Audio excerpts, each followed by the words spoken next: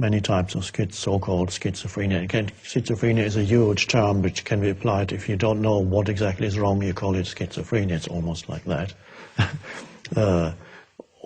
The same way in the physical body, it's a viral infection. They don't really know, but this is a term that covers a lot of things. It's a viral infection. Oh, now I know what it is. And then schizophrenia, also, now I know what it is. In many cases, it is true that in mental illness, the very cause of the illness can be total identification with certain mental movements, lack of awareness. I've had limited success when I worked with people one-on-one some years ago.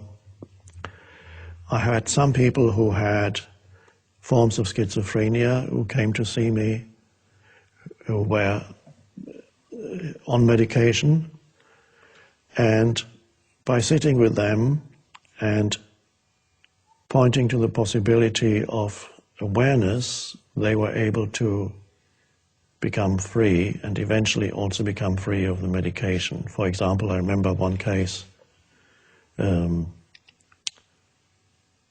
a woman came to see me who had severe auditory hallucinations, so-called voices. And again, we don't even know whether the entities actually are talking to her. That's possible, whether it's but it really comes to the same thing, whether it's thoughts in her head that take the form of a voice that she hears, that the voice tells her to do something. It's very insistent, or several voices sometimes, very insistent, telling her to do this, do that. And enormous energy behind that voice.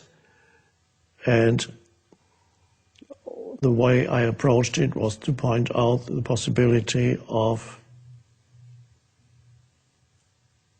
not paying attention to the content of what the voice says, but simply to be aware that there is a voice speaking and that it is a voice in the head. It is a thought. I call it a thought. Maybe it's something else, but it comes to the same thing. It's a thought. It's a voice. Whatever it says, you say, there's a voice. Be the awareness for the voice. Don't fight it. Be the awareness so that the voice, you don't do what the voice says because you disregard the content. So if the voice says, you are God, say, thank you, there's a voice again. If the voice says, you are the devil, thank you, there's the voice again. You are the awareness for the voice, disregard the content. Then gradually the voice lost its power because she disregarded the content of the voice. Awareness grew. So ultimately the healing, in any case, is awareness.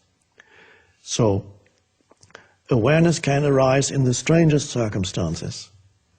And to people you would never have predicted could arise to. And that includes even people who have a so-called psychiatric disorder or who are on medication. It can happen. Nobody can categorically say that it cannot happen. In some cases, those people are closer than normal people. As you know, there was a movement in psychiatry in the 60s and 70s where it was called anti-psychiatry, where it was recognized that often psychiatric conditions are really something else. So it is simple in your case that obviously, despite the medication, you are here and a shift is happening inside you. Nothing can stand against the power of awareness, ultimately, because the power of awareness is the power of the evolution of the universe itself. So nothing really that it seeks the slightest opening, and it can come through that. So I would say that trust that as it's happening, it will continue to happen for you.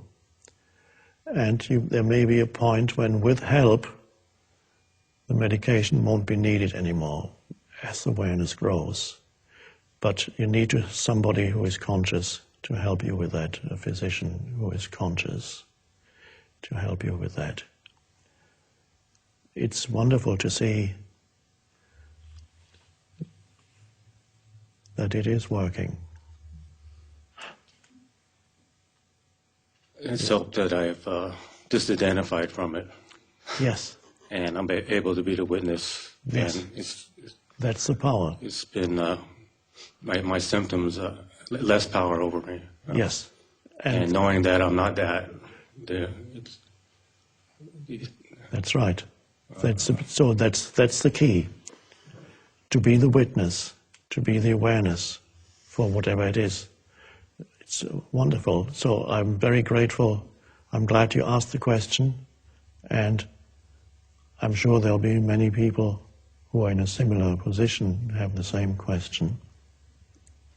So yes, it is possible. It is possible. Thanks. Thank you. Thanks.